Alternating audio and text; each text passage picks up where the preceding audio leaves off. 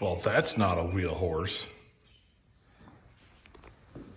Well, welcome back, everybody. Today, we're going to be doing some work on my new Hustler. I just recently picked this thing up. It's been about 2 or 3 weeks ago now, and it is ready for its first service. Dealer recommends 10 hours, so that's what we're gonna do. Just gonna do engine oil filter, check the air filter, just do a once over, clean it, check the blades, and I've also got a stripe kit I want to put on this thing. So this is a stripe kit anybody can build at home. It's nothing fancy. That's why it cost about $20 compared to $300. Now, before we get into doing the work on this thing, I guess I'll kind of go over what this is exactly. This is a Hustler Raptor XDX with the 54-inch deck. Now, with the 54-inch deck comes the Kawasaki 691V, and I think this is a 23 horsepower. Had I gone with the 60, I would have got the 25 horsepower engine. Now, I won't pretend to be an expert on these things, the Hustlers in general. I've ran zero turns before, but I don't know about the differences in models over the different years. I know this one, being new for the year, they kind of changed the fuel tank setup, put a different style battery in it. The XDX, this one here, it comes with an upgraded seat. And this one also has got the, I think it's the 10 gauge deck, fabricated deck. It's the thicker of the bunch. So from what I understand, that's the same deck that you'd see on your commercial models, like the Fast Track. I guess some things that really got me to buy this one, you got your nice height adjustment here. And this is actually magnetic too, so you ain't gotta worry about it bouncing out. Pretty standard, just got your hour meter, key switch, your clutch engagement, your choke. It's a very simple design on these Hustlers. And I guess one of the trademarks for Hustler is there's no parking brake to mess with. It's all in the stick. So whenever you throw your sticks out to the neutral position or the park position, that's actually what sets the parking brake. So yeah, guys, I've only put about 10 hours on it, but in those 10 hours, I've really been putting it through its paces. I've been cutting grass 2 foot tall with it. I mean, it's been a great machine to use, and I have no regrets on buying it. Now, I'm sure some of you guys are wondering why I have a Hustler zero turn and I'm not using the wheel horse. So I know I haven't talked a whole lot about my personal life to you guys, but I know I've mentioned before I do have a full-time job running equipment. That's my bread and butter. That's how I pay my mortgage and most of my bills. Well, here recently, I started cutting grass on the side just for some extra beer money, keep me busy in the springtime. Well, 1 yard turned to doing 3, which turned to doing 6, and now I've got 7 or 8 I'm cutting every week. And the wheel horse was fine when I was doing 1 or 2, but obviously it was taking me too long, and I said, the hell with it. I'm making enough money doing it. It justified the purchase on a new zero turn. So whereas it was taking me 4 hours roughly to do 3 yards, I'm getting them done now in about 2 hours, hour and a half. So you can see how it just makes sense to get a zero turn. Now, that doesn't mean I'm going to stop with my wheel horse content. It doesn't mean I don't like wheel horse no more, because I love this thing, don't get me wrong, but that 416 I had, it cut grass. How can I word this? The quality of the cut was so much better than the zero turn. The zero turn is fast, it's efficient, it makes the yard look good, but slow with the wheel horse is always going to give you a better finish. But all those things aside, again, I don't regret buying this thing. If you guys are in the market for one, these are very competitively priced, and you can get them about anywhere, and they're made in the USA. So yeah, enough talking. Let's get to throwing some parts at this thing. I think first we're going to get the old pressure washer out and clean it. So we'll start there.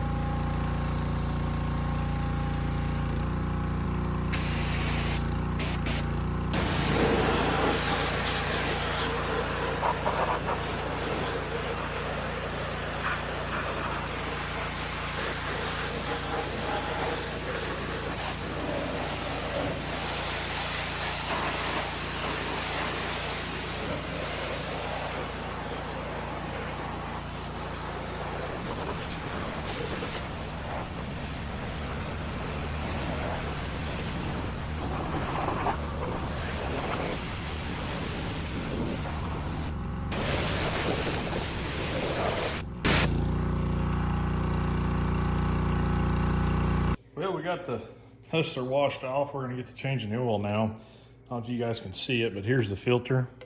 And actually down here at the bottom, it's hard to see, there's a valve on the side of the block. Now mine came with this hose. You actually use this on that valve, pluck the hose on, open that valve up, and it'll drain out nice and neatly into your drain pan. That being said, it's still kind of a pain in the butt to get this hose routed down. So bear with me. I'm gonna try to get as much as I can on film here, but might not be a whole lot.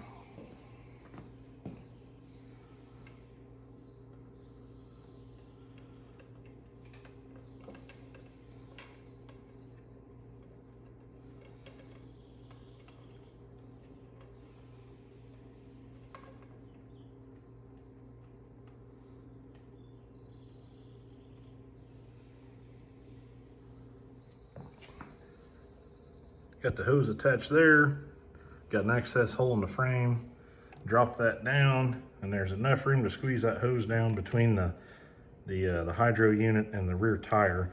So hopefully that is going to come straight out the bottom into my pan.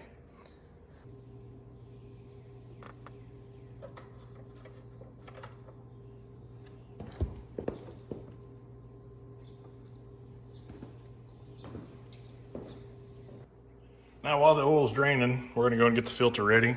You guys know me, I enjoy wicks. Across the Kawasaki filter number, and it crosses to a 570-35. And believe it or not, they actually had this on the shelf at the O'Reilly's. So I'm pretty sure, don't quote me to it, the 691s, the 731s, that family of Kawasaki engines should all take this same filter. So we're gonna go ahead and get the hours and the date put on because I'm a forgetful guy. So yeah. Well, we are down to a slow dribble now. So we're gonna go ahead and close this valve. Like I said, a little 10mm. Once you get a certain layout, you can thread it in by hand or thread it out, but when it gets close to being all the way in, it gets a little snug.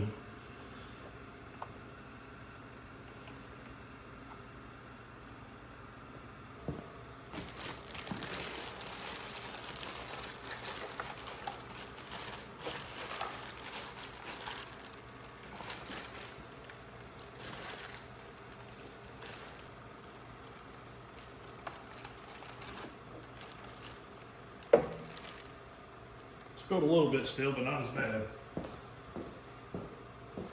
I'm not going to bother pre-filling this filter for obvious reasons. It goes on sideways and it's all going to dump out. New filter ready to go.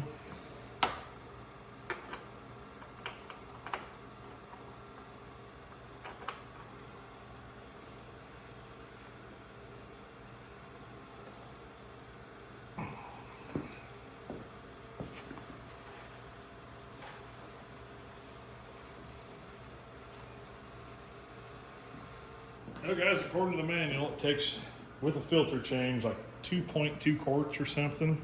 So, got some 10W40, good old Super Tech. We're gonna get that dumped in and check and see where it's at.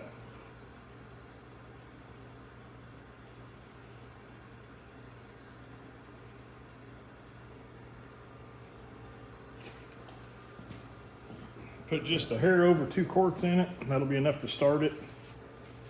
Build oil pressure and fill that filter up, and then we'll check it.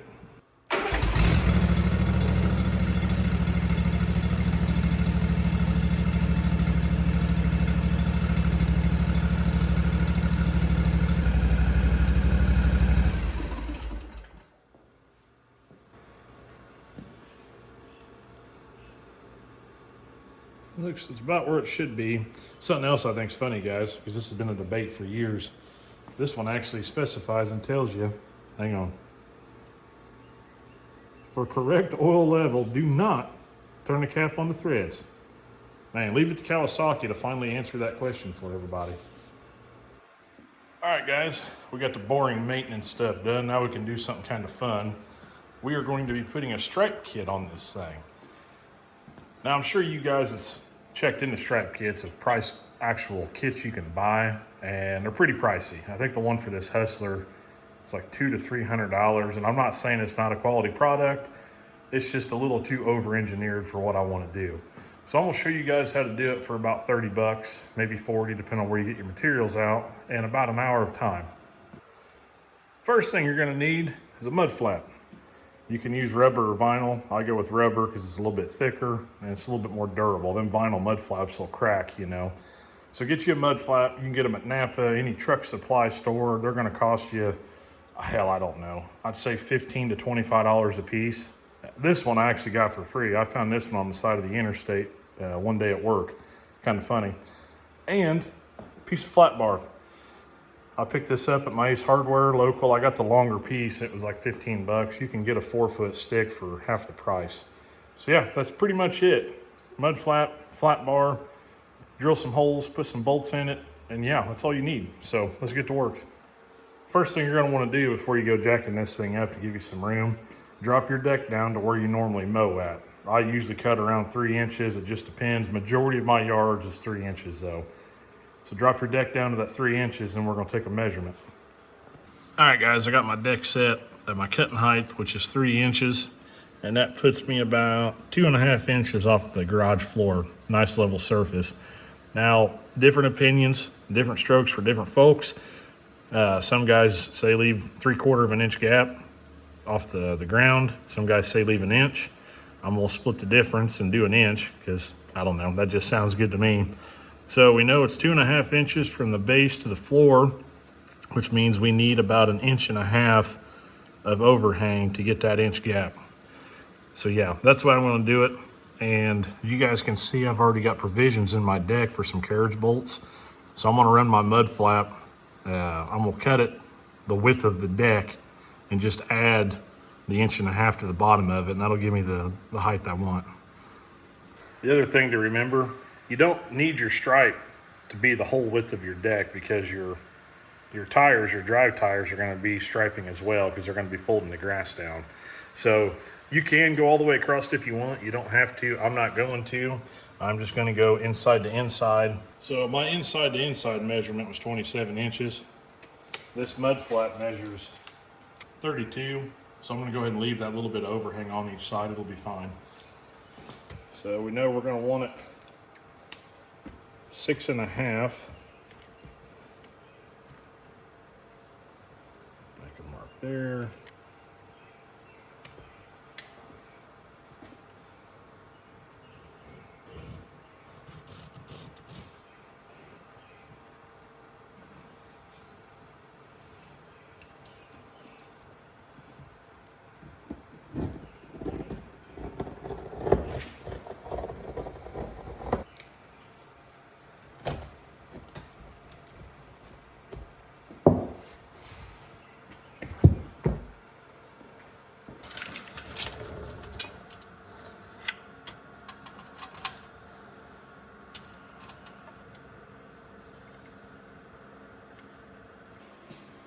This is how I did it, guys. Since I've already got holes in my deck, I didn't want to have to drill any more holes to make this work. So I went off the measurements of the bolt holes that are already there. I centered these up. I dropped down the height off the deck where the holes are located, just transferred everything over. Again, your case is going to be different, and there's nothing wrong with drilling holes in your deck and putting bolts in where you need to. It's a whole lot easier if you do it that way than trying to translate this over like I'm doing. So you're up to speed now. Let's drill some holes, test fit it, and then cut that, drill some holes in that.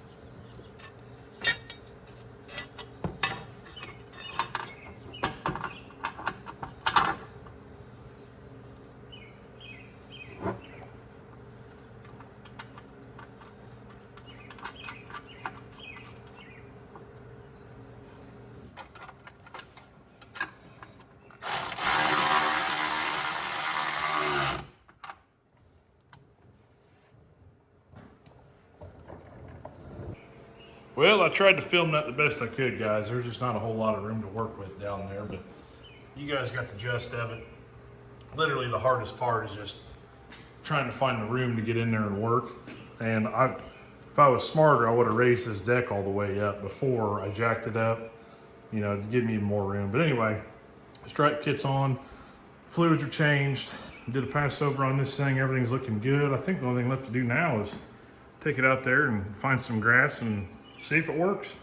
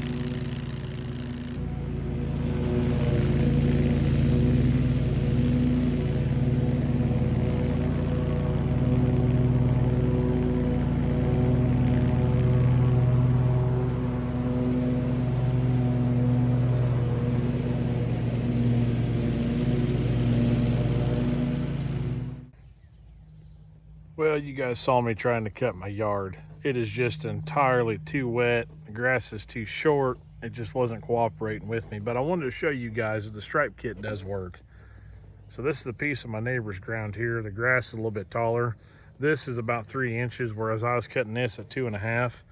And you guys can see how the yard's striping. And that's just one pass back and forth. If you go to do your yards with it and you train your grass, you're going to end up with some very strong stripes in your yard. So, but I just want to show you guys it does work. And yeah. Guys, that is going to do it for this episode of Laid Off Garage.